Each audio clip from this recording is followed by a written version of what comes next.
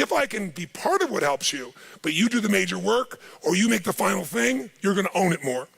So what I would do with people is I'd say, simple, here's your problem. I want you to write down what the problem is and describe it in 2 sentences max. This is your memo, 2 sentences, crystal clear that anybody will understand it.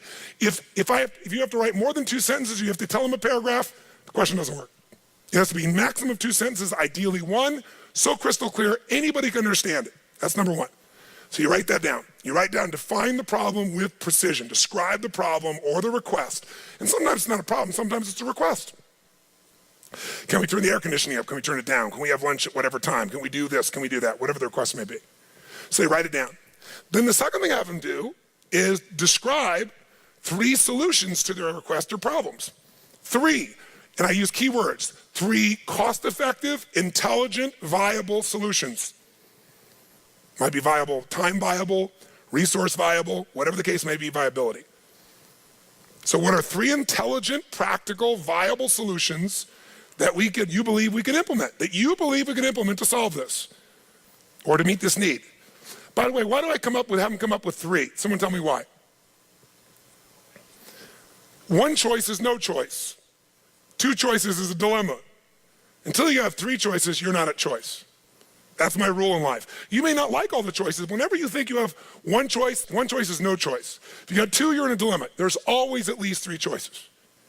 Plus, I'm making that person become a problem solver. If I solve the problem, they'll just have a new problem for me to solve. But if I can teach them to be a problem solver, the game changes. How many follow? Now, sometimes this is less efficient, but with a mass audience, it was very efficient. And then they turn that in, and then I have a choice. I could now respond back by saying, circle, I accept your request, or I think solve the problem, we'll do it with your number 1. Or I could modify it, I'm willing to do that, but I think we need to do this and this is the way to do it. Or I could reject it and tell them why. And then we'd have this communication. It was very efficient. This is very different than, tell me what you think we should do in a suggestion box. So now, tell us your question and then tell us at least 3 answers. Hi, it's Tony Robbins again.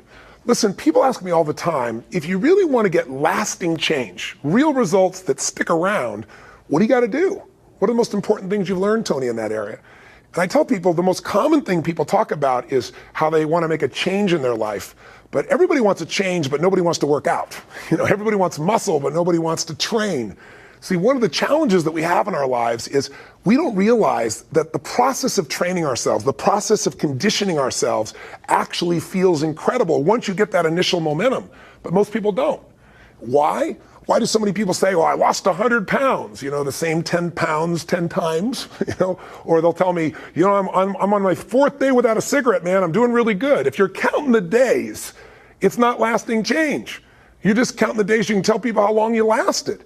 If you want lasting change, you've got to give up this idea of trying something. You got to decide you're going to commit to mastery, but you also really need to get yourself involved in what I call immersion coaching. Immersion coaching is as old as humanity. How have we passed on mastery of anything? Finances, crafts, ideas, business, politics. Usually you went to live with somebody, you went to work for somebody, you became an apprentice.